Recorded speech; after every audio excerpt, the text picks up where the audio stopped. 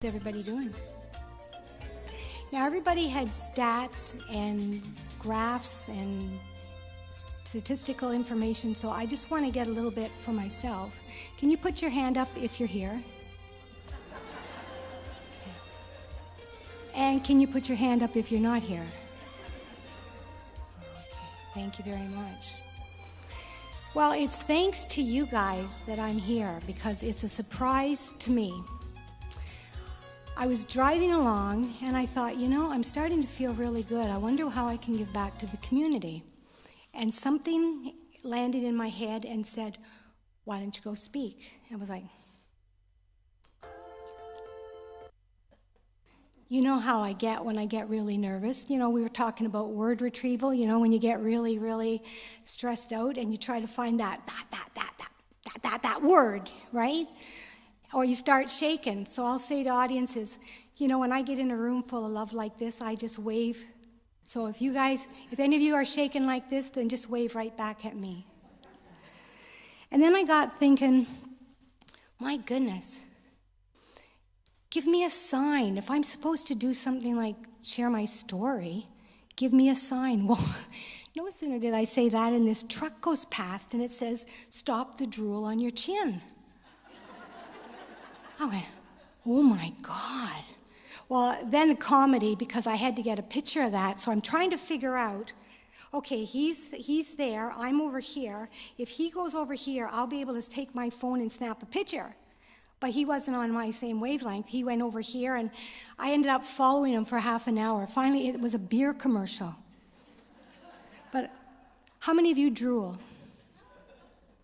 Would you take it as a sign if you were thinking, what am I going to do with my health these days?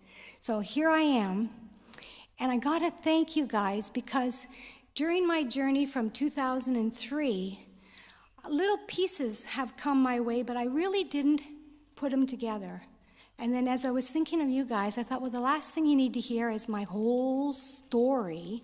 I thought we should just get to how do we respond to what we've been diagnosed as.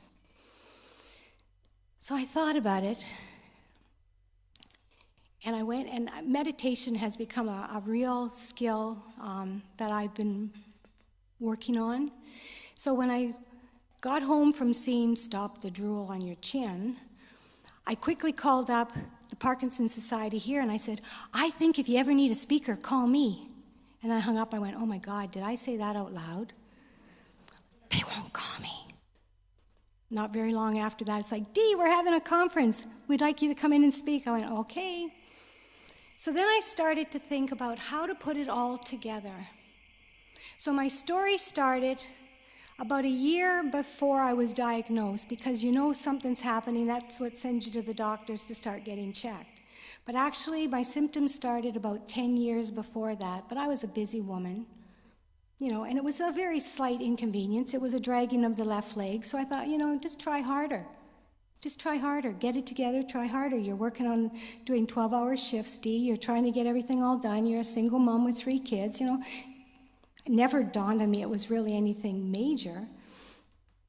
But then as it progressed, I thought, I better get this checked. So, of course, it's by process of elimination that you come up with a diagnosis of Parkinson's. So by the time my neurologist was coming to that point, I had already thought maybe that's it. So the day I went to the office and he gave me the diagnosis, that wasn't the devastating part. The devastating part was when he said to me, I'm 80% sure you've got Parkinson's. And I've always been an optimistic person, and I went, great! That gives me 20% to work on. He said, no, it doesn't. So, what do you mean? You got 80, I'm 20, that's 100. He said, no, if it's not Parkinson's, it's Parkinson's plus. I went, well, usually plus means like way go, but you're not looking very happy about this. And he said, no, that means it just progresses faster. And I thought, well, now I got mad. I said, so you're standing there with 100% of the cards in your hand, and you're leaving me with nothing. I said, I can't work like that. And he said, Dee, not only is it that way, but nothing's going to keep you out of a wheelchair in 6 years. It doesn't matter what you do. If you take the medication, it doesn't going to help. Even prayer is not going to help you stay out of a wheelchair. And that's when I got devastated. And I thought, what's that leaving me to work with? He said, the only thing you can do is start on medication and do the best you can. And I said, I need more time to think about this. And I left there with no medication, and I thought, where do you begin? If prayer isn't going to help, the medication isn't going to stop the inevitable, you've got 6 years to go in a wheelchair, what do you do with that? So what I did then is I started looking for answers. I started going to physiotherapy. Did any of you guys ever look for answers? How many of you are still looking for answers? How many of you don't even remember the question anymore? But we still want the answers, right? And the big answer we want is we want a cure, right? That's the big one. But let's come back a little bit. Like, we're all working towards that, but what have we got right now today that's going to empower us? Because when I left my doctor's office, I was so disempowered, and I didn't know how to recapture me back. So I started looking for answers, and I went to the physiotherapist, and then I went to the chiropractor, and then I went to Chinese medicine, and then I went to here, and then I went to there, and then I went to there, and then I found out I was really busy going everywhere, that I thought, I got to fire you all, because who I didn't go to is I didn't go to me. I didn't go to me and say, hey, Dee, what the hell are we going to do with this? And it took me a long time to regather back me. So I didn't start the medication, which some people say is a big mistake, but there was just something that I wanted to know what my body could do. So that was in October of 2003. By May of 2004, well, I was a nurse, and I was working with functionally enhancement unit, and my hand was getting stuck in people's pants much longer than is ethically allowed.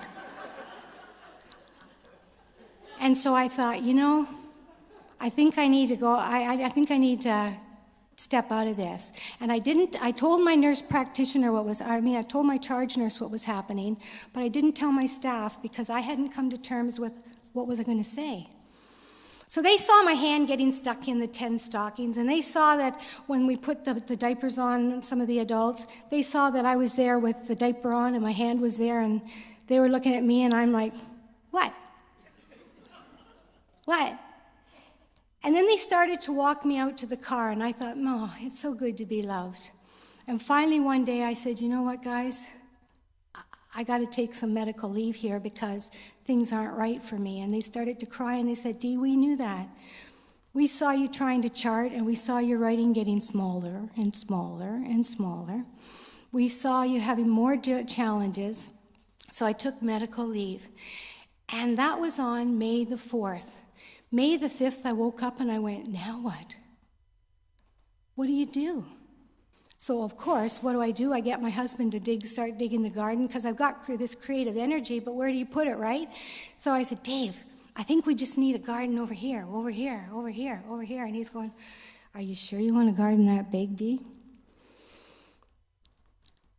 So then, you know, Parkinson's has taken me to places I would never know I was going to go. In 2005, I met a spiritual leader from India. That was in October of 2005. By December of 2006, I was on an ashram in India looking for the solution again. And finally, I went up to him and I said, hey, Yogi Satyam, we haven't talked about my Parkinson's. He said, oh, we don't talk about that in India. I said, what do you mean you don't talk about that in India? That's what I'm here for, right? He said, oh, no, my divine Dee. Parkinson's is the solution to the problem you did not know you had. I didn't understand that. I said, why didn't you tell me that when I was in Canada? He said, would you have come? And why? He said, go think about it. Well, you know, we get these pieces of information and they mean something, but I really didn't know what it meant, so it kind of got tucked away. Then I come home. Now I've learned the art of meditation. Now I need to apply it to my life. So when I found out I was coming to talk to you guys, to my delight and my surprise, I thought, okay, I'll meditate, and there's something bigger than me that wants me to come to you guys to share something with you.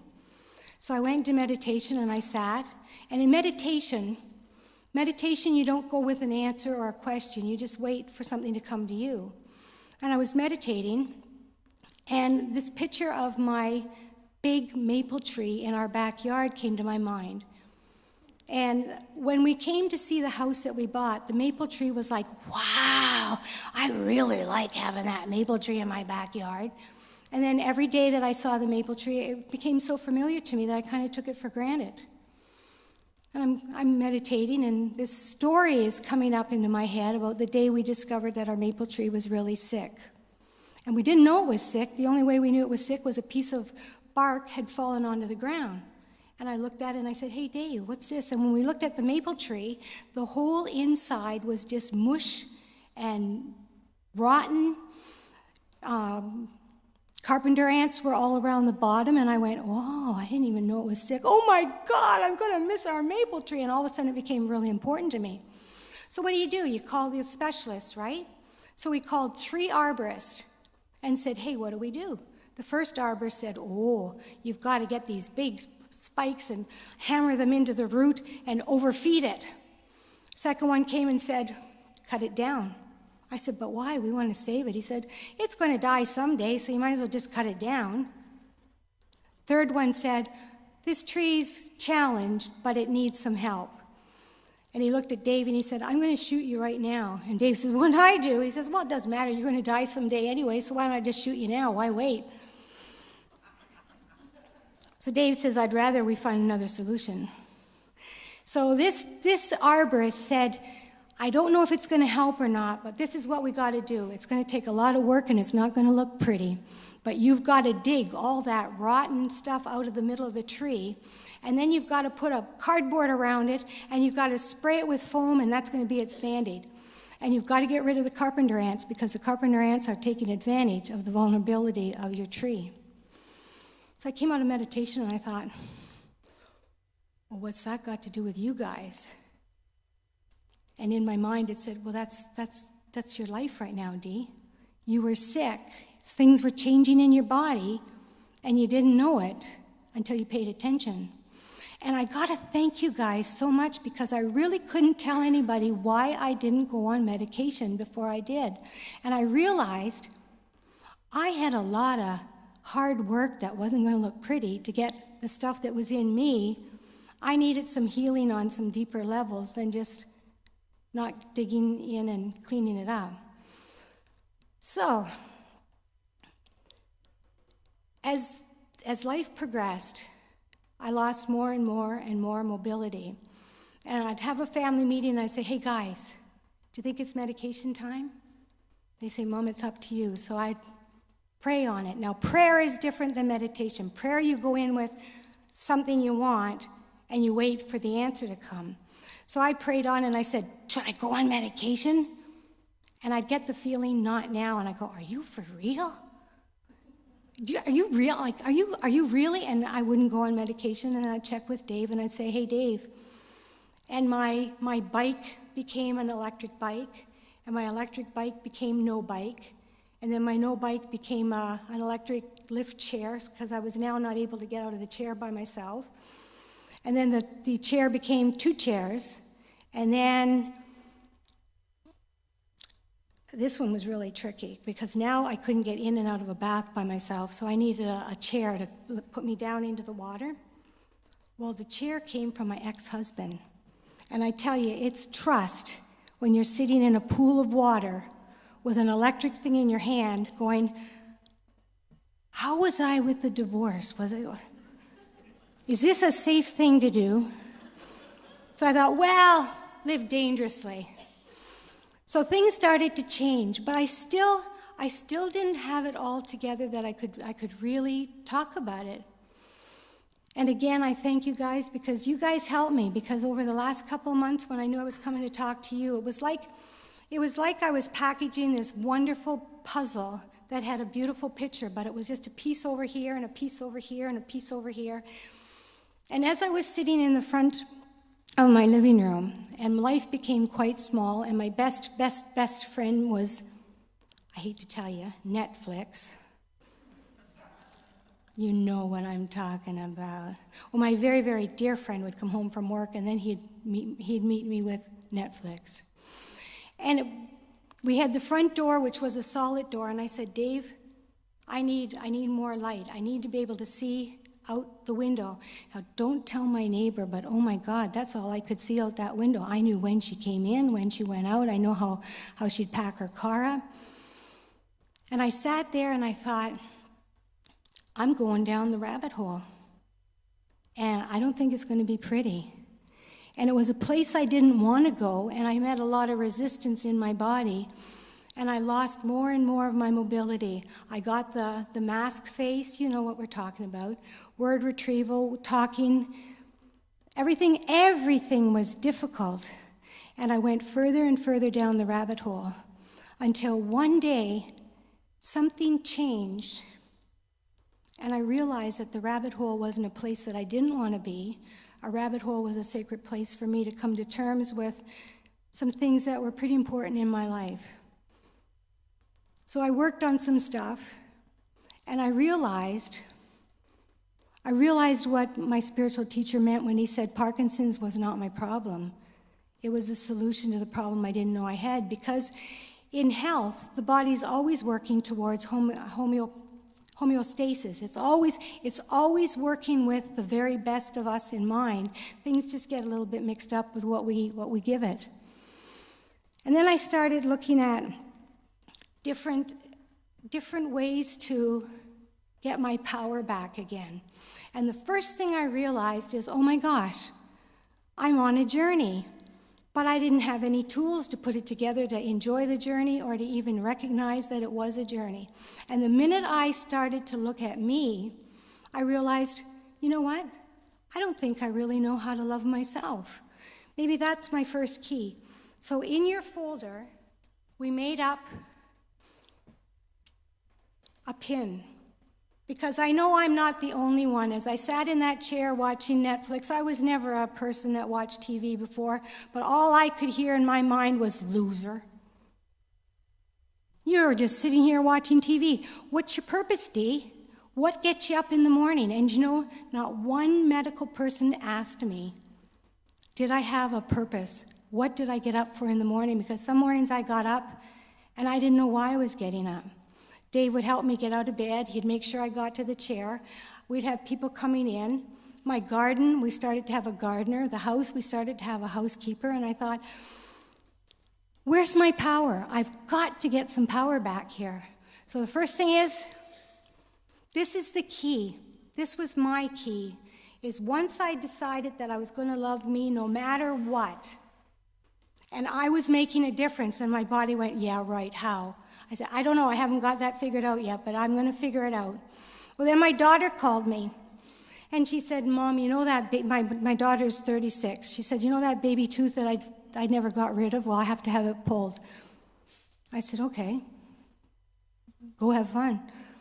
And she said, but what I need is I need a spacer. I need to buy a spacer to hold that space open so that that tooth can come in. I went, all right. I'm going to be a spacer. While I'm sitting in this chair, not getting out and watching my neighbor do all her stuff and thinking I'm a loser and I have no purpose in life because I couldn't write. Books were getting too heavy. Excuse me. Holy moly, that means it's time to stop talking. So my purpose in life was to hold space for anybody that didn't know how to love themselves. So my second point then is I started to think about how I thought about things. And I realized we're very powerful with how we think. And if you look around the room, there's not one thing in this room that could have been invented without us thinking about it. And I thought, okay, well, how can that be scientific? I mean, we're looking for things that we can take from here today and implement it in our lives. So I got researching, and I went into meditation, and I said, you got to give me something to give these guys, because I don't know what, they don't need to hear my whole story. I mean, we all have a story, and we're all magnificent, but can you put your hand up if you said to yourself today, I'm amazing? How many of you prayed for a miracle? I'm your miracle. Why do I say that? Because I'm now back on my bike. I did start medication back in 2011. The doctor that wrote the prescription, he thinks that everything that I have accomplished from then is because of that medication, but that's part of the story. And all the things that we learned today that the speakers told us about, that's all part of our journey, but that's the outside part of our journey. We've got the inside part.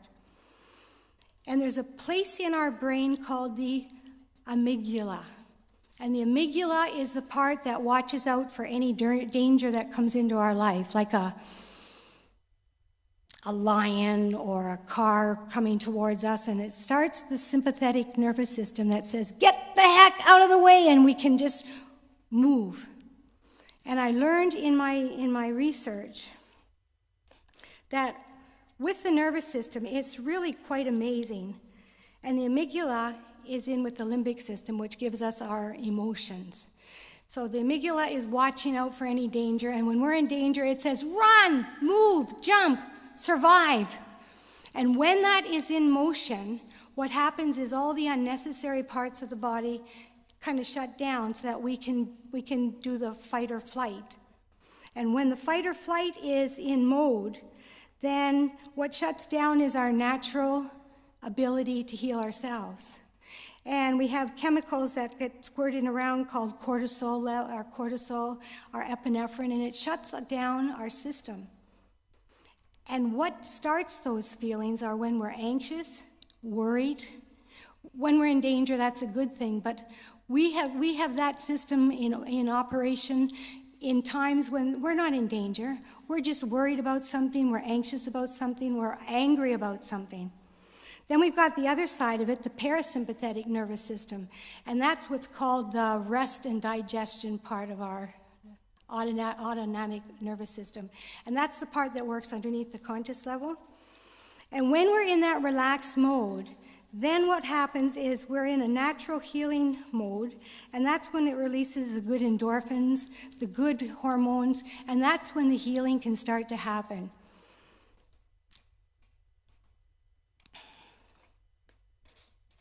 So much to share, so little time. So then I decided the most important thing for me is to decide, am I in a hostile world or am I in a friendly world? And I decided I'm going to go for friendly. I'm going to start loving myself, and as things happen to me, I'm going to look at them and I'm going to say, this is for my benefit. This isn't happening to me, this is happening for me. And once I changed my perception of what was happening, all of a sudden, I had my power back. I had something that I could work with. So when we're looking at the non-motor part of Parkinson's, and we open up and we go, okay, we're looking forward to drooling, and we're looking forward to swallowing difficulties, and we're looking forward to nausea and vomiting and constipation and loss of stool and loss of bladder. Where do we find the empowerment if we can't take it a step further and work with this? Because this is good for us to know so we can prepare ourselves. But where do we work with it so that we can empower ourselves and have ourselves working in the love mode rather than in the fear mode? Because that can, that's not a good Christmas list, I don't think. But it's reality for what we understand is reality in this form. So for the matter of time, what can we do to keep ourselves or get ourselves into parasympathetic?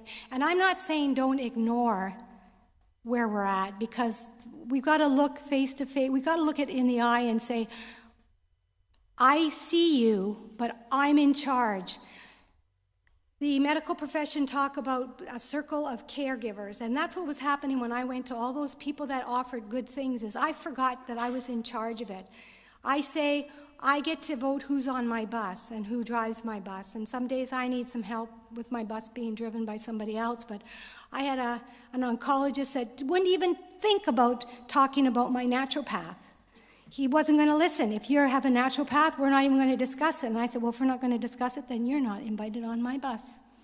Because I'm making the circle of care of people that can help me, help myself through some really difficult times.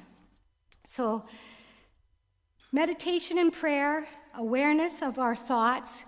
So when we're afraid, we can acknowledge that we're afraid, but even if we're afraid, we can still say, I deeply love myself. And things will start to change for us because then it puts us back in the driver's seat. Music is something that helps us, visualization, affirmations, laughter, exercise. If you get a chance to get to Dr. Almeida's clinic, it is so empowering. And I was in the test that he showed about walking across that plank. Is Dr. Almeida here? I don't think he could walk past that plank. That's what the students told me. But anyway, do volunteer, because the people you meet and the person you meet, because those students will stretch you more than you know you can do. And you'll have fun, and it'll be a good way of feeling of service. Be the center of your care circle, and then invite people in, and try not to let pride get in your way, because some of you have not applied for the disability tax credit because you just haven't. And some of you can have somebody come in your house and help you for 4 hours a day or for 4 hours a week, and you're not taking it because I can do it myself.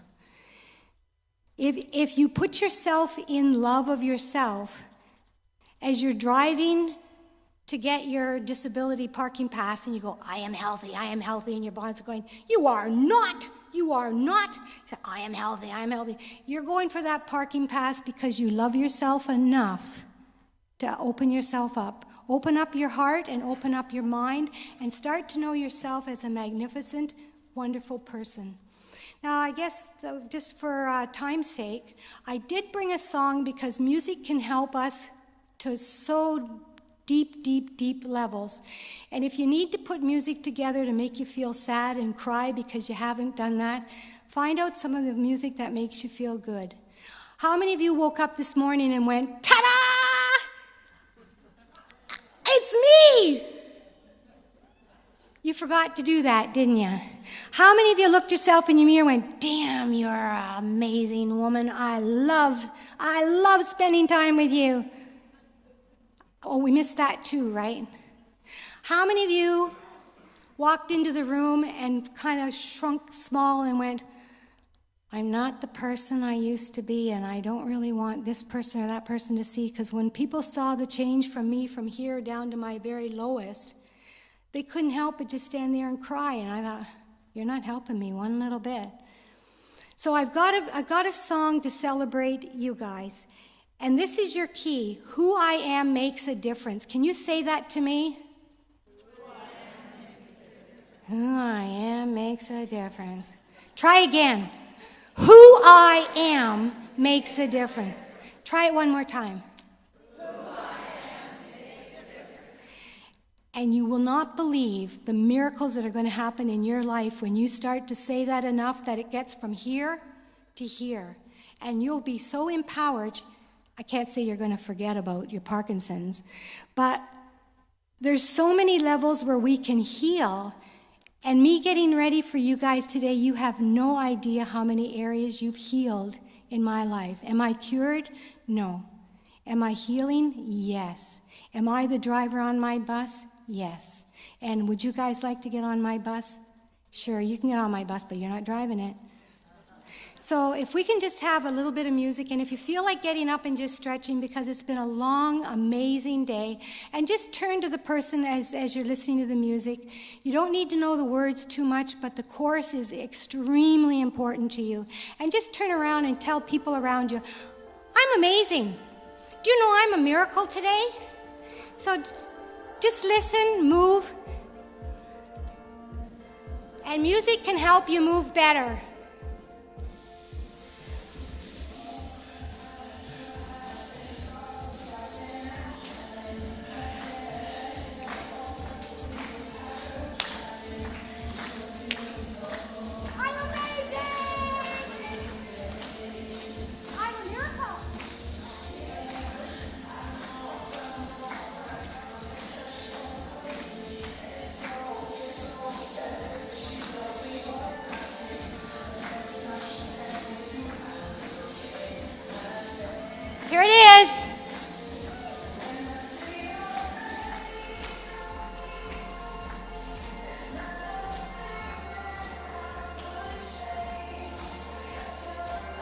Are you amazing?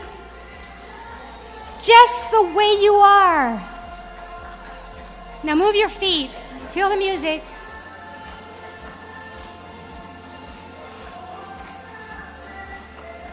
Are you amazing? Who do you love?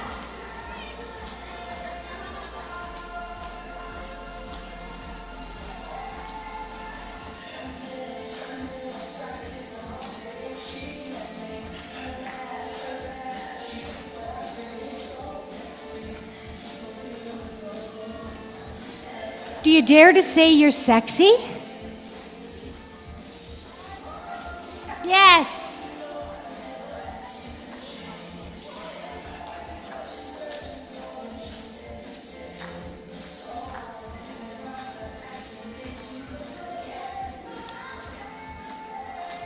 Here we go.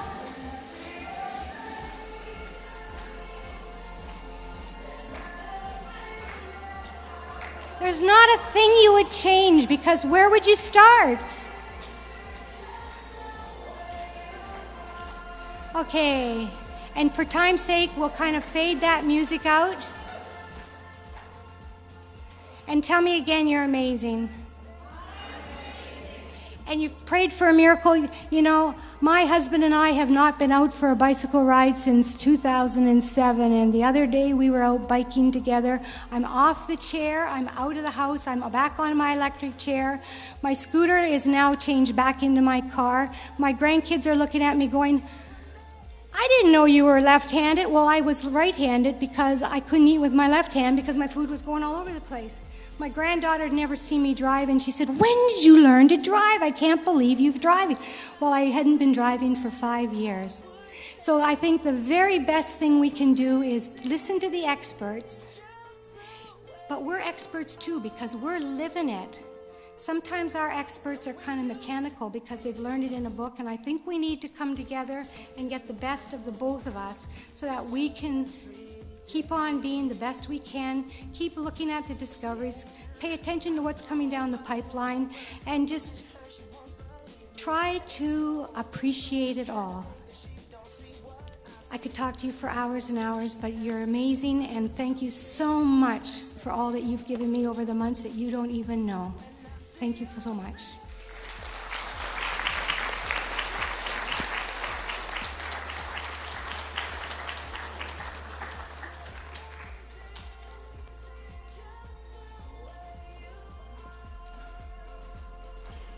Hello.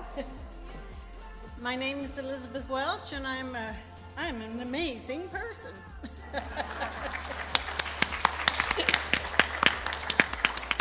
I just want to say, Dee, that we're so grateful to have had you speak to us today. I think after hearing your talk, that we can all leave here today with more courage in our heart and love in our souls. Sorry I get too emotional. Thank you for sharing with us today and being a part of the Spring 2014 Parkinson's Conference and helping us to support others living with Parkinson's. Please accept this token of our appreciation. Thank you. And thank you so much. Thank you so much. Thank you. Who I am makes a difference. Thank you so much. Well done. Blanche Davis. How about you? Blanche Davis.